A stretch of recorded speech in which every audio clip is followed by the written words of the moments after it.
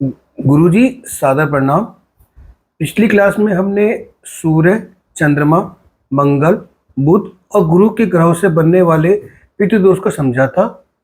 आज आपसे निवेदन है कि शुक्र, शनि, राहु और केतु से बनने वाले जो पितृदोष है उसको भी समझाइए। धन्यवाद। देखो, पितृदोष पर सबसे पहले तो मैं ये बताना चाहूँगा कि बिल्कुल भी विचलित ना हो। हम जो पूर्व जन्म के अंदर कर्म करके आए हुए होते हैं, शुभ या अशुभ, उसी के आधार पर हम जन्म लेते हैं, माता पिता को चुनते हैं, अपने पूर्वजों को चुनते हैं, समाज को चुनते हैं, अपने रहन सहन को चुनते हैं, हम जीवन में क्या करेंगे उसको चुनते हैं। एक तरह से देखा जाए तो ये सभी हम अपने अपने कर्मों के आधार पर सब कुछ चुनते हैं। हमारे पूर्वजों से जो भी गलतियां हुई हैं, ऐसा नहीं है कि हम उन गलतियों के आधार पर पितृदोष को लेकर चलते हैं। हम भी गलतियां करके आए हैं जिस आधार पर हमने कुछ गलत को चुना है। ये बात मैंने पिछली बार समझाई थी। कुछ लोगों ने अगर नहीं देखा था तो वो समझ सकते हैं। शुक्र के पितृदोष पर आज हम बात करेंगे, वो कैसे बनता है। देखो, शुक्र एक तरह से हमारी वैल्यू है। वैल्यू आपके जीवन में कोई भी हो, आपकी आर्थिक वैल्यू हो, सामाजिक वैल्यू हो, पारिवारिक वैल्यू हो, आपकी प्रोफेशनल वैल्यू हो, कोई भी वैल्यू, जहां भी आप ये महसूस करते हैं कि यहाँ इस काम को करके आपकी वैल्यू फ्लक्चुएट होगी, आप ये मान लें वो सब शुक्र के अंतर्गत आती है। आपने समझा? जी। दूसरा, आपकी लाइफ के अंदर जितने भी पार्टनर होते हैं, जो भी पार्टनर होते हैं जिनके साथ आपकी डील होती है, आप प्रोफेशन करते हैं, आप जो भी कुछ करते हैं, वो सब आपके शुक्र के अंतर्गत आते हैं।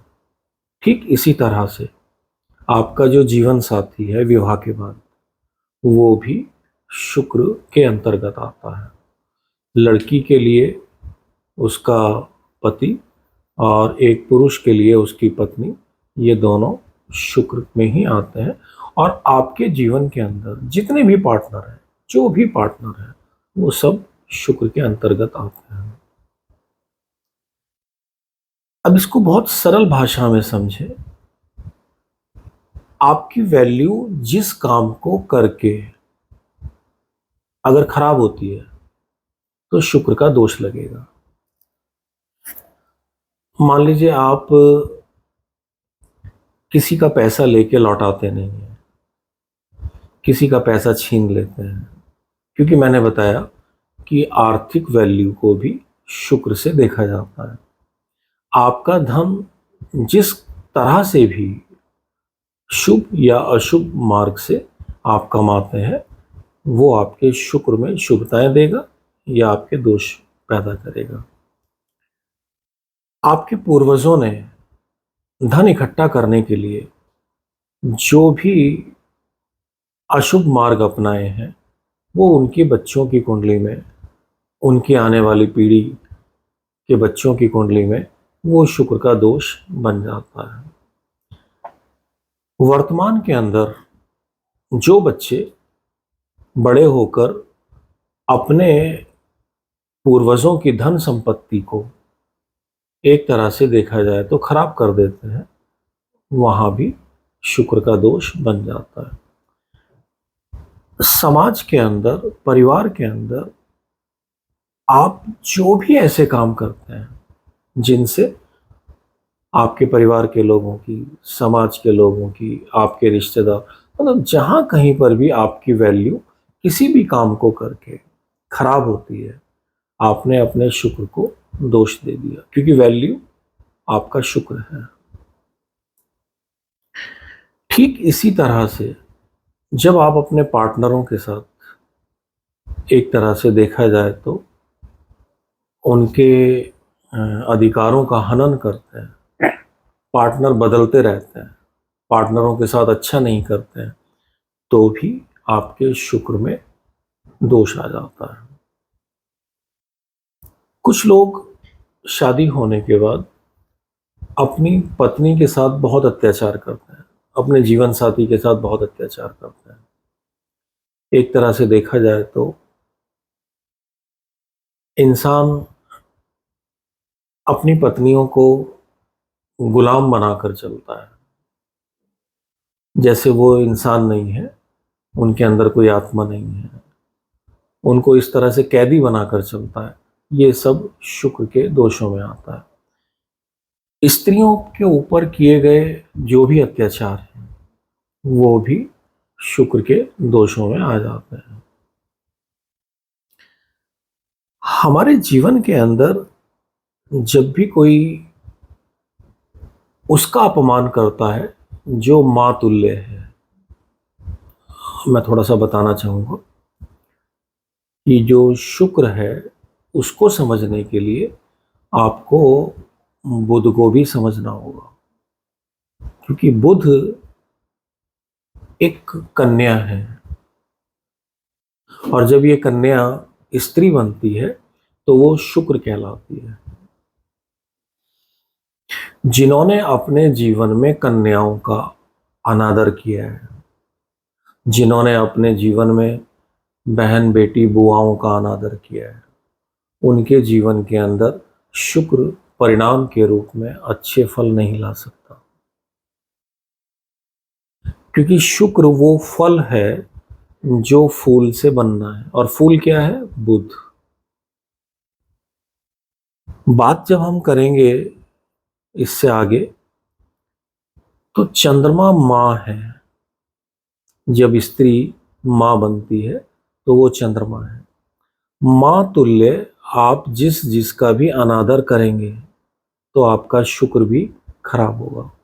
माँ जैसे गाय का अपमान, गाय का अनादर, गाय का कत्ल कर देना, गाय के साथ दुर्व्यवहार करना, जो गाय दूध नहीं देती हैं उनको हम छोड़ देते हैं। कभी कभी कुछ ऐसी गायों को हम छोड़ देते हैं जो बेचारी अंधी हो जाती हैं। ये सब शुक्र का अपमान है, आपका अपने शुक्र को दोषित कर देते हैं। अगर आपके पूर्वजों ने गाय के साथ अत्याचार किया है तो भी आपकी जन्म कुंडली में या आपके बच्चों की जन्म कुंडली में शुक्र का दोष आ जाएगा। जो लोग गाय का मांस खाते हैं, एक तरह से देखा जाए तो ये शुक्र के दोष में आ जाता है। जो अपनी जन्मभूमि का अनादर करते हैं, जो लोग अपने राष्ट्र भूमि का अनादर करते हैं, अनादर करने से मेरा मतलब है कि उनके कर्मों से जब उनका राष्ट्र, उनका समाज दूषित होता है तो ये शुक्र का दोष लग जाता है। आपके अंदर जो शुक्र है वो अंतिम धातु है। आपके मन में जो भी दुष्विचार चलते हैं, उससे चलने वाला जो भी आपका फल निकल के आता है वो शुक्र है। ये एक एक विचार से आपका शुक्र शुभ और अशुभ होता है, क्योंकि शुक्र आपके जीवन का वर्चस्व है। आप अपने वर्चस्व को गिरा रहे हैं या आप अपने वर्चस्व को संभाल रहे हैं, ये आप खुद समझ सकते हैं कि आप अपने शुक्र के साथ कैसा व्यवहार कर रहे हैं। आपकी पत्नी आपसे जितनी खुश है, आपकी पत्नी आपके साथ जितना आनंदित है, आप समझ सकते हैं आपका शुक्र बिल्कुल स्वस्थ है। आपके पार्टनर आपसे खुश हैं, समाज में आपकी वैल्यू है, समाज चाहता है कि आप उनके साथ बार बार मिलें। आपके मित्रगण, मित्रों की भी अपनी वैल्यू होती है। जहां कहीं पर भी आपकी वैल्यू लगती है और उस वैल्यू के अंदर आपने शुभताएं डाल रखी हैं, उन सभी से आपका शुक्र शुभ है। लेकिन जहां कहीं पर भी किसी भी कर्म करने से आपके शुक्र को, आपकी वैल्यू को दूषित हो जाता है, वहां पर आपका शुक्र दोष लग जाता है। ये बात जितनी मैंने आपको बताई, ये कहाँ तक आपको समझ में आई? सही है गुरुजी, समझ गया। आपके पूर्वजों ने आपके लिए धन संपदा छोड़ दी। अब जब आप उसका अनादर करते हैं तो भी शुक्र का दोष लगता है। आप अपनी बहन, बेटी, बुआओं की जिम्मेदारियों को अच्छे से नहीं निभाते हैं। समाज के अंदर जब आप अपने चरित्र को गिराकर अपनी मौज मस्ती में चलते हैं तो वो भी आप शुक्र का अनादर करते हैं।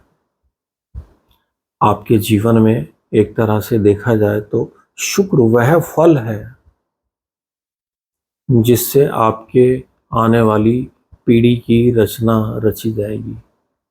अगर आपने अपने शुक्र को ही खराब कर लिया तो आने वाली पीढ़ी भी खराब हो जाएगी। इसी तरह से शुक्र का दोष लगता है। जिन्होंने अपने जीवन में अय्याशियां की हैं, जो अपने जीवन में न जाने क्या क्या करते रहते हैं, एक तरह से उन्होंने अपने शुक्र का अपमान किया है, अनादर किया है। आने वाली पीढ़ी उस दोष को फिर झेलती है। ऐसा समझें, आप कुछ भी गलत करते हैं, कहीं पर भी कुछ भी गलत करते हैं, आपको किस नज़र से देखा जाता है? आपके वर्चस्व को चोट लग गई, आपका वर्चस्व गिर गया। और जब आपके वर्चस्व को चोट लगती है, आपकी वैल्यू को चोट लगती है, तो ये शुक्र का दोष बन जाता है। शनि पर आज बात करें या अगली वीडियो में बात करें? जी गुरुजी, अगली वीडियो में बात करें। आज इतना ही रखें। जी हम्म? धन्यवाद।